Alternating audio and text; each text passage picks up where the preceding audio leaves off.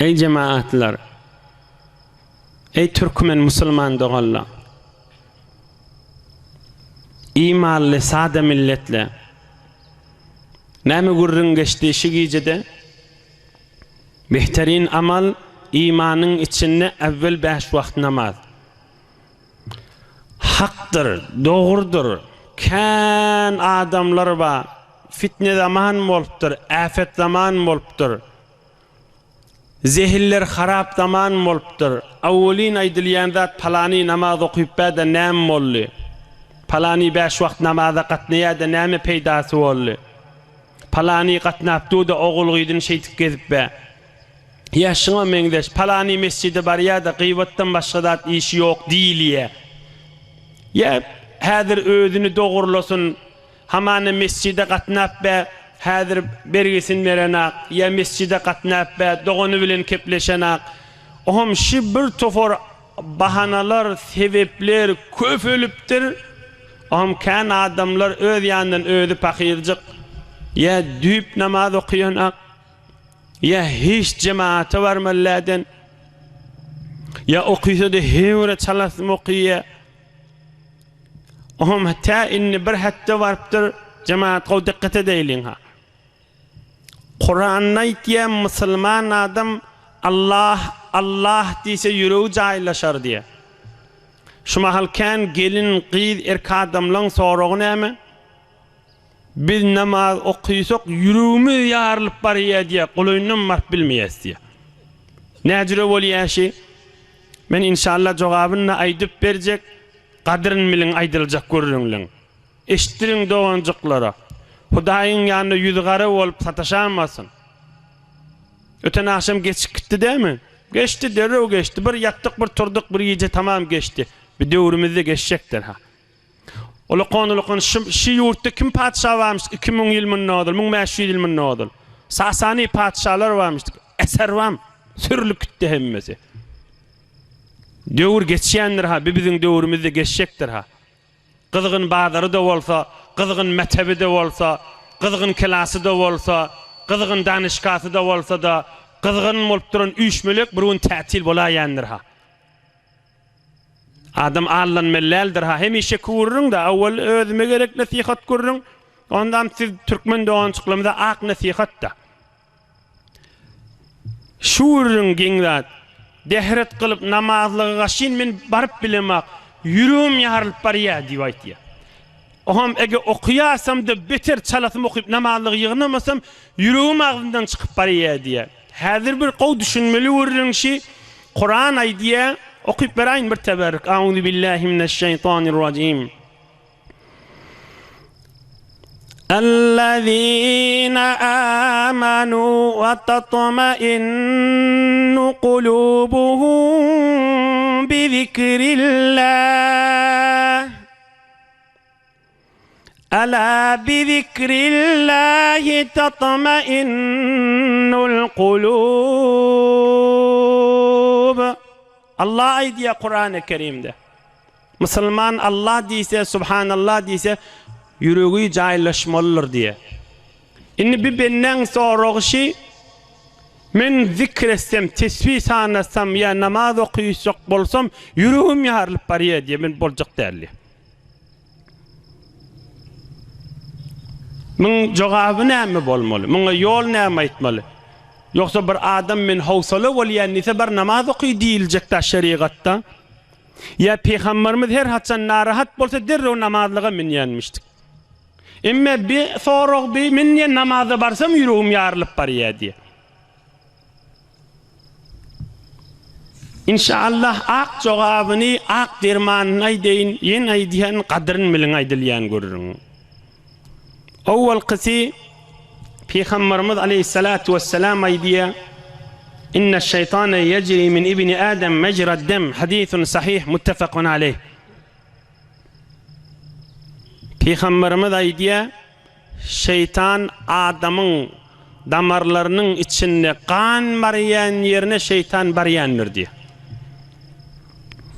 Adamyň kan barýan ýerine şeytan barýandyr diýär. Bibenläni şeytan düp eýeläpdir da.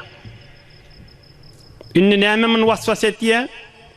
namaz okuysa bir neçe etdiyen günahları var, derrov şonu yadyna salýar. Eger namaz okuysan, ol egin maşdan ayırmaly bolýan. Eger namaz okuysan, o irtibatyň ayırmaly bolýan, haram irtibaty. Eger namaz okuysan, o mahbaran ayırmaly bolýan. Derrow'un yadyna salýar-da, oham şo zatlarda ayırsa bir ölajak ýaly.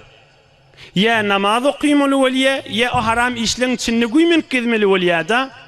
Onun şeytan vasvas etdiye näme diye namaz okuysan o günahları, o etdiyen işleri äpbermeli bolarsyň diye. Onu äpberseň de sen zindigi etip bilmersiň diýip müň ýadyna salýar.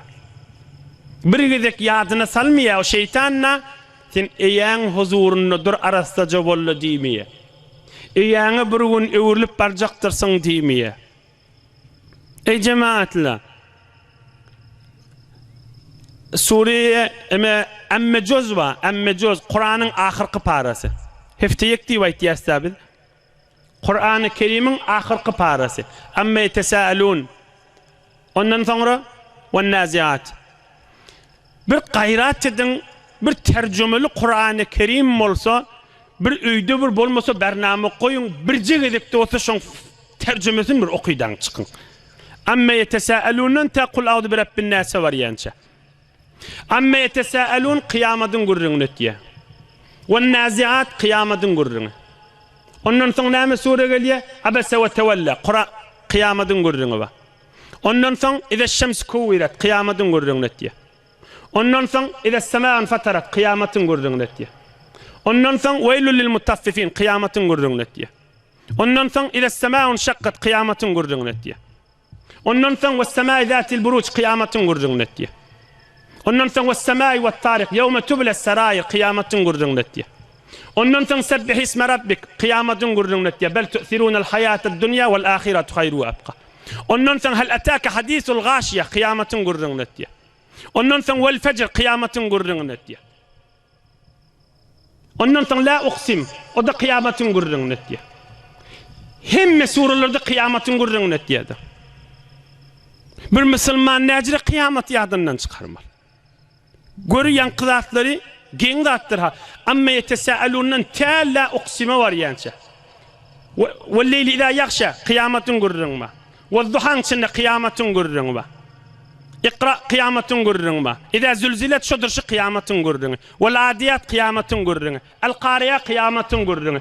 Elhâkumut tekâthur kıyamatın gurrun ba. Weylul likulli humaza kıyamatın gurrun ba. Araeytellezî yukezzibu bid-din kıyamatın gurrun. Teppette de kıyamatın gurrun ba. Näjire Müslüman adam kıyamat ýadydan çykarmaly. Şu namaz okuyup bilmeýe, howsala bolýar, dem namazyň üstüne düşjek. Şoňa Allah üçin aýdýan, men sizin bir eşsin. Ey insan, ey ayalı erkek insan, Allah'ın huzuruna bir gün durmalysyň, şoňy ýadyňa sal.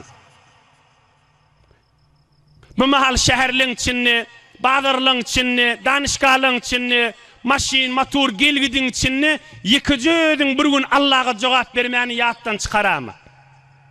Şon ekser adamly bilýär ha şoň parzygyny. Ýöne adamlaryň içinde toy, ýas, mereke, bazar, akşam ýatyp erti turup öz bilmänşik bolup günni geçirip be. Ýekeje kabry girşýanyk, ýekeje de Allah'a jogap bermelidir ha. Soňram aleme berzakte yani dünya bilen kıyamatın arasında ve kıyamet gününe hem ruhu hem gövdesi kat horluğa düşecektir. Allah Kur'an-ı Kerim'de aytýandyr. Amma yetesâelûndan tek surelerin paran ahirine varýança bir Farsiye, Türkmence terjümeli Kur'an-ı Kerim okuyup çykasy.